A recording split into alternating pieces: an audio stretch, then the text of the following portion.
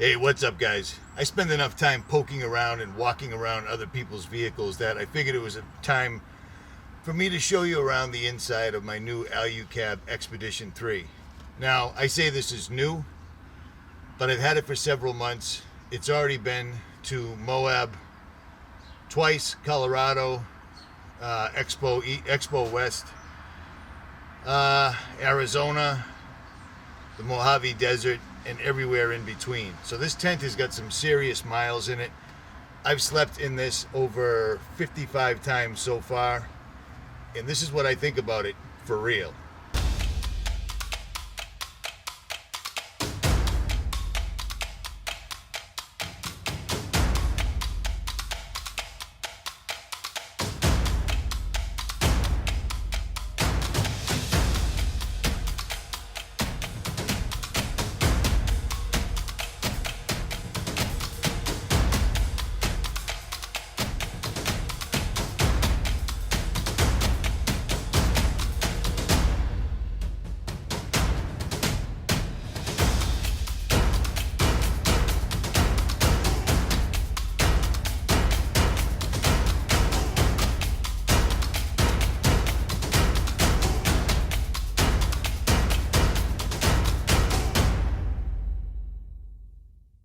The ALU cabs are made in South Africa.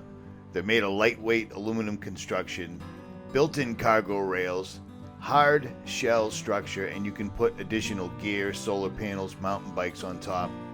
Aerodynamic profile, gas strut assisted opening, opens and closes in seconds, that's a fact. 75mm high density mattress, internal USB power points, internal 12-volt plug point, internal lighting, rear door awning, dual layer canvas for better insulation, wind resistant, top and bottom foam insulation for world class leading insulation, and that is a fact I can attest to.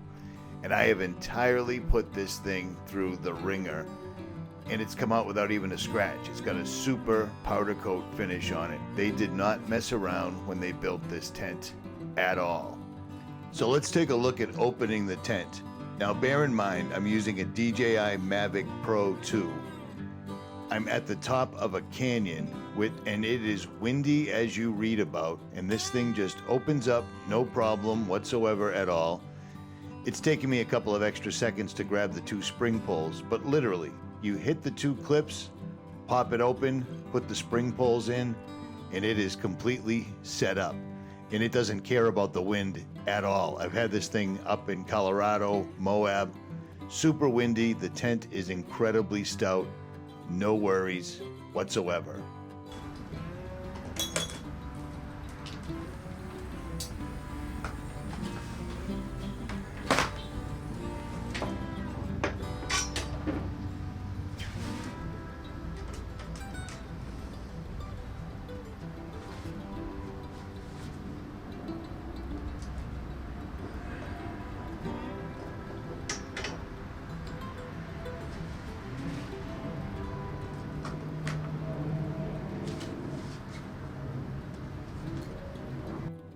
Okay, so I've already given you the specifications directly from the factory, but the entire build quality of this is almost like a bomb shelter. I've owned 4 separate rooftop tents so far, and this one is built exceptionally well in every aspect, from the lift risers to the rivets to the seals to the materials they chose to use. Even the way they incorporate the Anderson connection underneath the tent is the same way I would do it if I had the ability to do so. Do you see what I'm saying?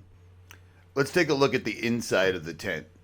They used insulation on the top of the tent, as well as unbelievably well done stitch work. The elasticity of the pockets, the rivets, the finish work inside the tent absolutely blow me away. Now remember, this is my 4th rooftop tent. All the reviews of the other tents are up on this channel to this day, but the inside of this tent completely blew me away. the memory foam mattress, the way they wrapped the inside of it, it's all just done so extraordinarily well. I can't say enough. And I have no affiliation with ALU Cab whatsoever at all. Now, normally I leave about 5 sleeping bags, a military Gore-Tex sleeping system, 2 Kafaru sleeping bags, as well as 2 Columbia sleeping pillows. And you can close it no problem. The only problem is if you try to close this with all these doors, zip it all the way up, it's literally airtight and it doesn't want to close. So there's that. Inside the tent on the passenger side, down by the mattress where my hand is, you'll find a little switch. You turn that switch and it brings the 2-phase LED light on. You can have the light on extremely bright, off, or halfway. Your choice. Now, see how dark it is in here right now? It is dark. Well, it's high noon outside. Look at this. That's how well this blocks the sun. 12-volt outlet. Again, 2 12-volt outlets, plug-ins, and 2 USBs with a light on it. And this is also controlled off of the switch on the passenger side. All the flaps come in. They come into the tent. I wasn't used to that, but I got used to it. It makes really good sense. There's the awning on the large door right here, and I mean, these are massive. These are absolutely massive. I'm 5'10", and I'm on my knees right now, and that's how much room is above my head. It's built incredibly well. Again, this is my 4th rooftop tent. I'll leave you links to the other reviews here, here, and here, or in the comment section, and you can check them out yourself. But I mean, it's just nothing but top quality. Unlike most other tent companies, these are actually usable. The elastics work really, really well. I had an opportunity to look at a Roof Nest Falcon, which is a very similar tent to this. It's built very similar. It's just a few $100s less, and this ALU cab is head and shoulders above it by a lot. Just saying. Okay, so the interior is the nicest out of any tent I've owned, and I've owned several, like I've mentioned. On the exterior, they used hardware that if I was allowed to build a rooftop tent myself, no holds barred, no expense spared, it's exactly what I would have done. The sewing, the ripstop material, the no-seam, the seals, the pistons that actually rise it up, they're internal, so they're protected from the weather.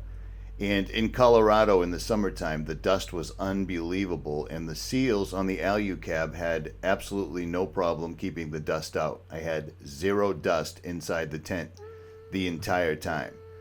That to me was everything, because there's nothing worse than having road dust inside the vehicle.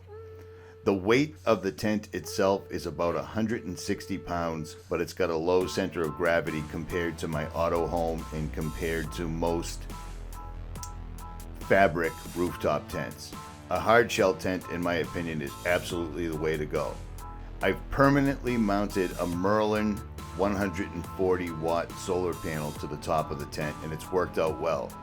The only issue I've had is with the 2 wires, and I'm making a cover for that as we speak, so that should be squared away very soon. Okay, and for the dimensions, the overall length is 90 inches long. The width is 55 inches long. The tent is 78 inches tall on the outside when it's open, and it's 62 inches on the inside when it's open. So there you go. And one more thing I didn't want to forget, ALU cab includes a very, very nicely built ladder. It is fixed. It is not collapsible, and they expect you to put it inside the vehicle. It doesn't reach the ground. My tent is 7 feet off the ground, so I use a collapsible ladder, but the ladder that they give you is a very nice one. It hooks on incredibly easy, and they give you more than one bracket, so you can mount it to the rear or to the sides as you choose. This tent has taken me absolutely everywhere and has never complained. It has never operated improperly. It's just been a pleasure. It was the tent that I was apparently looking for the entire time. It took me 4 tents, but I found it. The ALU Expedition 3 is definitely worth the price of admission, in my honest opinion.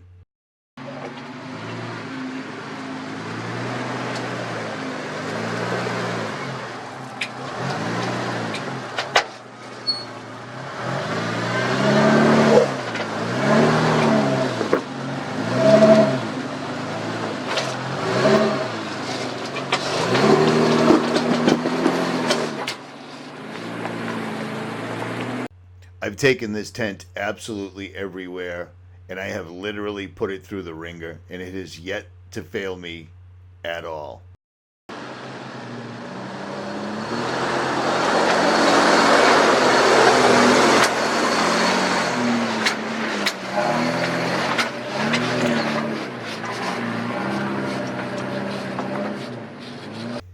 So in conclusion, if you're serious about overlanding and you're serious about off-roading and you're serious about doing it in comfort, safety, and style, I'm going to have to say the ALU Expedition 3 is one of the tents you should look at first. I didn't, but I finally found it. If you enjoyed this video, make sure you hit that like and subscribe button for more.